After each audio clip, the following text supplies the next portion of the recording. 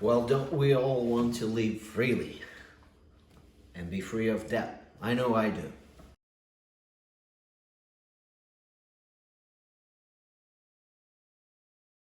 I was largely influenced by my grandparents. Growing up, they had to save to buy a TV, for example, because if you wanted it, you bought it outright. And growing up, my family didn't have a car, for example. Nowadays, we finance everything.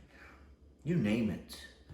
Um, Even going shopping for like a grocery haul, you put that on a credit card. Well, I do. Recurring payments, monthly bills, insurances, this all can be very exhausting and overwhelming. It's a rat race for sure. Well, what if I want to retire early and spend some time with my loved ones, with my family and friends, just gardening and doing things that I love?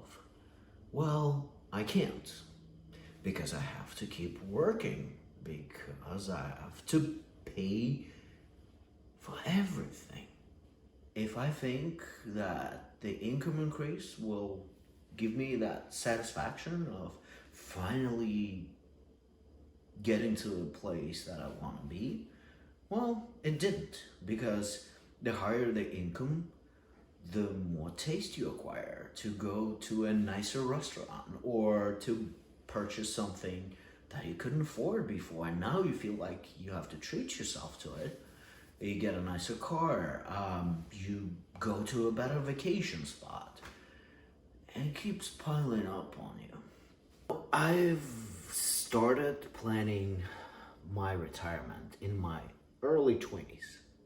And the original plan was for me to retire by the age of 40. Well, no, that didn't happen. I'm 43 and I'm still working a full-time job. But throughout the decades, I have extracted some constants, some pieces of wisdom, the nuggets that are true and dear to my heart. And those three important things are, number one, doesn't matter how much money you're making, you are as rich as what's left after all of this spending. So at some point, I made over $150,000 per year, but after taxes and huge rent payments and all of the other expenses that went along with that type of lifestyle, I had nothing left. Worse, I kept going into debt. Number two, there's a huge difference between good and bad debt. And number three, if you want to think of yourself as a self-reliant person, you gotta have a list of assets that can survive in any economy. So to understand how I'm doing financially, I need a budget. And that is something that I'm monitoring monthly, and it's pretty basic. So I have my categories here, my expenses, and then I have money in, I have money out, and then I have a list of my accounts. So bank one, bank two,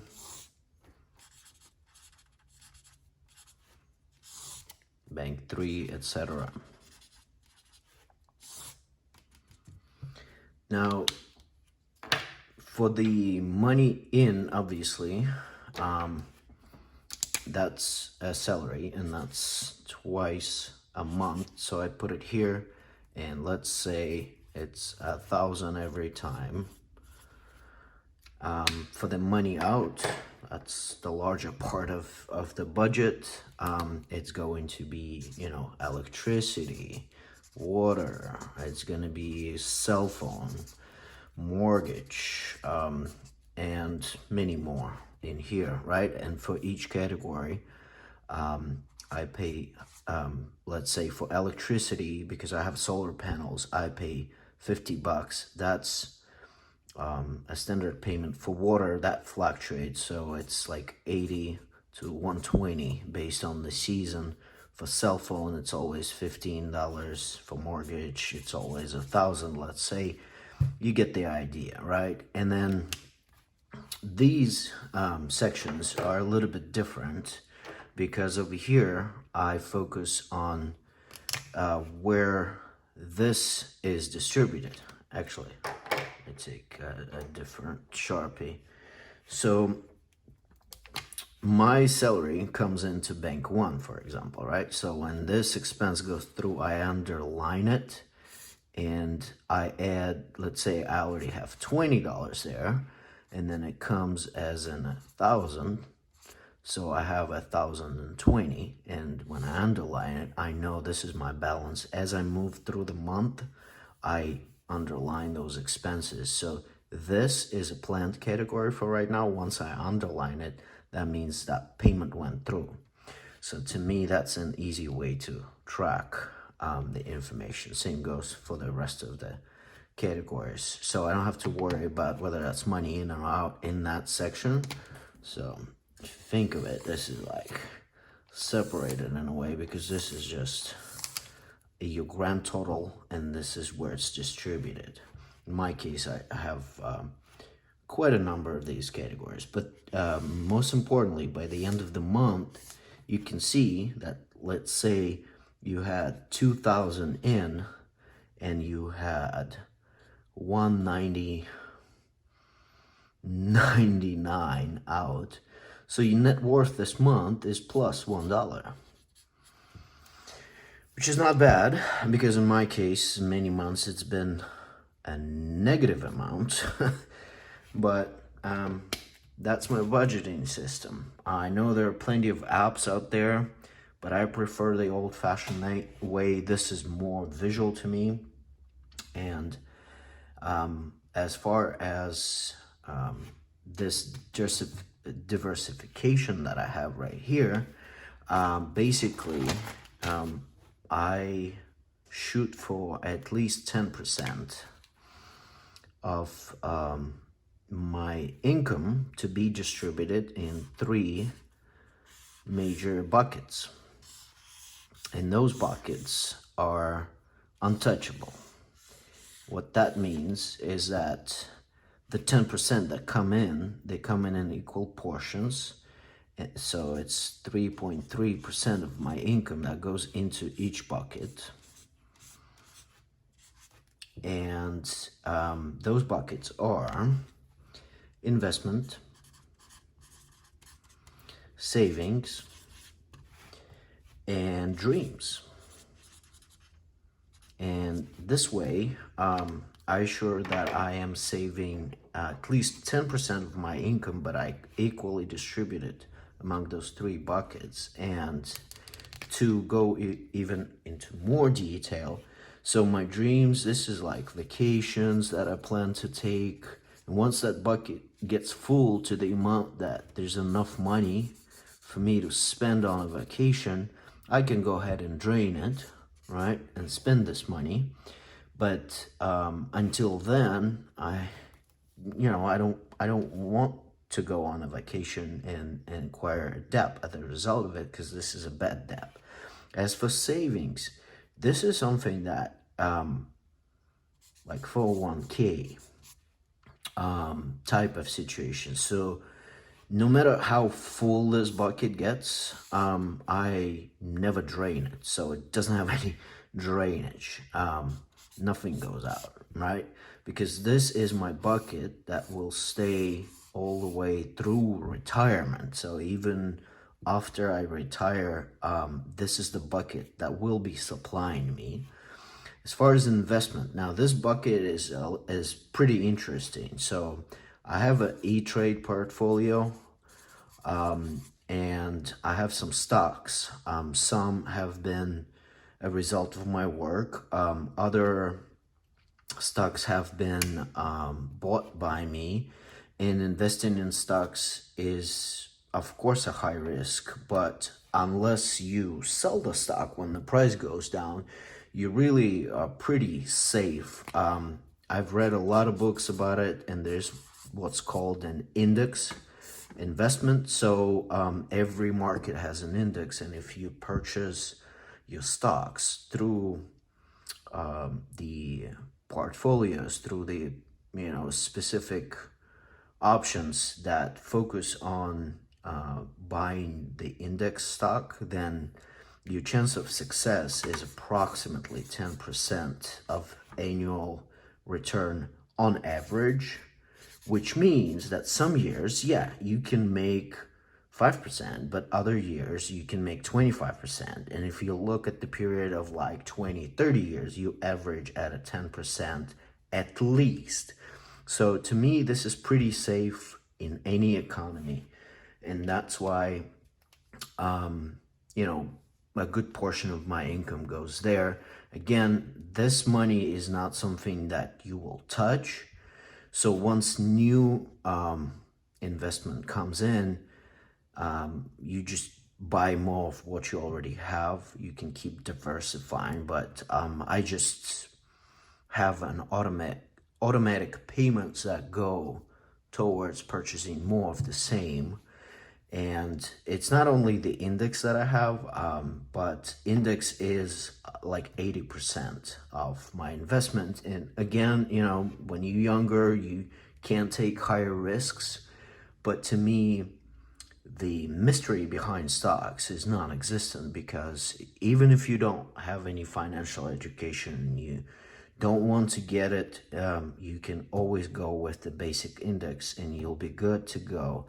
Same goes for 401k, actually, because I don't know if a lot of people know that, but when you get your 401k, there's the standard plan, but you don't have to follow it. You can also diversify it and make it focused on the index, which is also something that I've done for mine. So 80% of my 401k plan is indexed stock plan, which for the last 3 years, overall return on investment had been 26%, which, if you at all follow current economy, is a pretty good return on investment.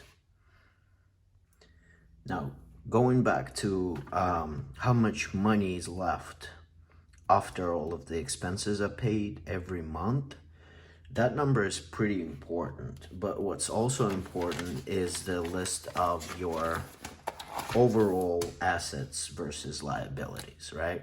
So that's your net worth.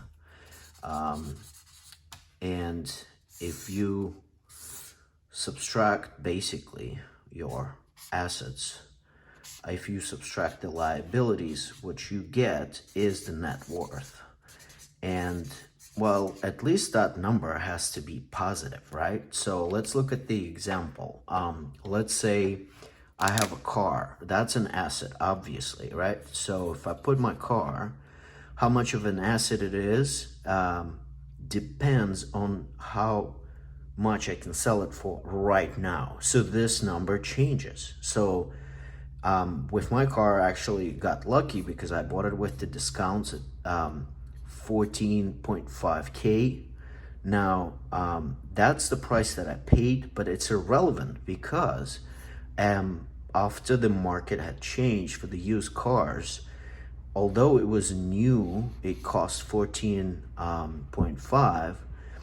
Right now, it actually is estimated at 17K, which I know is weird because it's been 2 years since I purchased the car, but the prices went up. So currently it is 17 grand. If I decide to sell this car right now, trade it in or sell it to someone, it's worth 17 grand. My liability on that car started with I think like 12 or something, because I put some money down, but then it went to right now a little bit under 10K. So right now I'm liable for 10,000 for this car. It's worth 17,000, sorry. So if I am to sell this car right now, I will make $7,000. So that's plus 7. And that's the money that is my net worth for this specific item, for the car. You can make a same calculation for your house. Let's say, and let's just take an example. Let's say the house is currently at $150,000 on the market. Let's say this is something that your market can pay for your house. Now, if you mortgage, which is your liability, if it's, let's say, 80,000, so you have another 80,000 to pay for this, then if you subtract it, then the net worth of the house is $70,000, which means if you sell the house right now, no matter how much you paid in the beginning and it was worth in the beginning, but if right now it's worth 150,000 and you mortgage, you left in your payments is 80,000. So you sell the car, settle the mortgage, you get $70,000 in your pocket. That means that's your net worth, and together those two items, for example, is already 77,000, and that's your net worth for right now. Now you keep listing your assets and your liabilities, and stocks are the same way, but for the stocks it's the estimate. So that's the basic net worth 101. Now going back again to what's left at the end of the month, there are essentially two ways to work with this number, right? And two ways to arrive at changing it. One is to increase the income, the money that's coming in, and number two is to decrease your spending. So now when we talk about increasing the income, that's pretty interesting because a lot of books, a lot of motivational speakers, they talk about things like, all right, well, you work for McDonald's, you get paid $5 an hour. If you whistle taking out the trash, they pay you $6 an hour. Well, I don't know if that's the deal nowadays, but certainly to increase your income, you have to work within the profession. So skills, you can grow the skill set, responsibilities. Obviously, you can offer to take on more responsibilities, but that all boils down to a job pretty much. If we're thinking about taking like more than one job, then it's another job. Like some of my friends started doing Lyft or Uber drives in addition to the full-time job.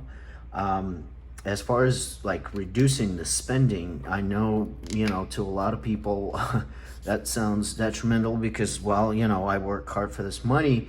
But simple things like, coffee. Everybody talks about Starbucks being, a crazy addiction. If you think about it, it's a sugar addiction. Buy some sugar, make you coffee at home, and, average, you save like 1K a year. That's what the statistic says. Not necessarily, true about Starbucks or any other takeout, but just do your calculations. It could be simple things like, in my case, haircuts, right? I used to pay, if I was lucky, $20 for the haircut every month, right? So at some point, I just purchased, that equipment myself. Yeah, I invested like $100, but then in 5 months, my haircuts became free. And I get it, my haircuts are simple, but you can come up with your own ways. One of the other examples is a cell phone, right? So I used to pay for T-Mobile $30 a month, and then I switched to Mint, no regrets, $15 a month.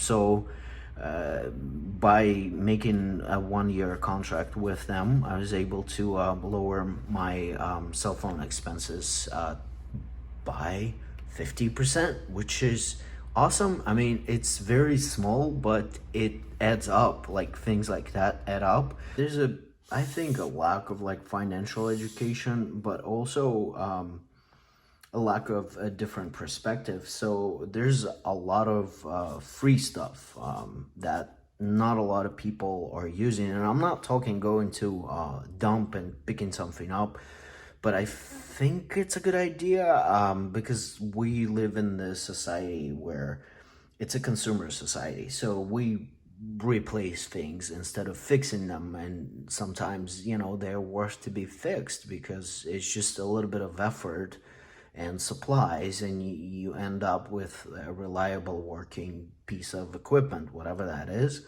But I'm talking about like free stuff, something like bonus offers from banks. I constantly get offers to like open a new checking account, and they're gonna give me $200 if I set up a direct deposit with them for at least 3 months or something like that, right?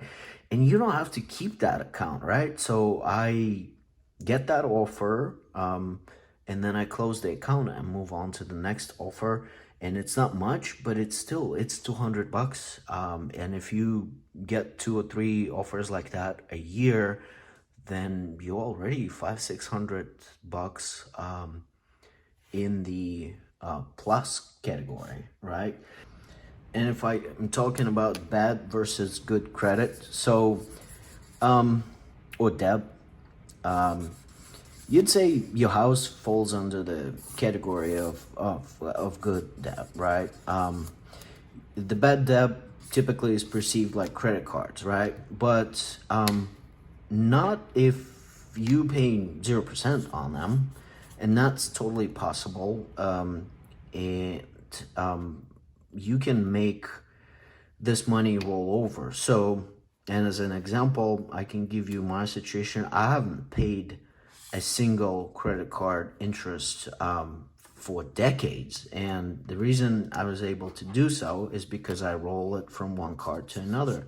So let's say I have an offer from one card for 0%, and they tell me, well, spend all you want for 18 months. We're not going to charge you any interest. So when the time comes for this 18-month period, right, I roll it over to another card. So that card gives me an offer for 12 months, 0% interest. And when that 12 months comes over, I roll it to another card. And this is how, I was able to keep 0% interest rate for my credit card debt. And yeah, I have plenty of it. I have about 20,000 in credit card debt, but I'm not paying monthly anything, like zero. I'm just paying the minimum payments to roll it over. And if I have any extra money, I'm not putting it towards the credit cards, right? I'm putting it towards mortgage, which is my good debt.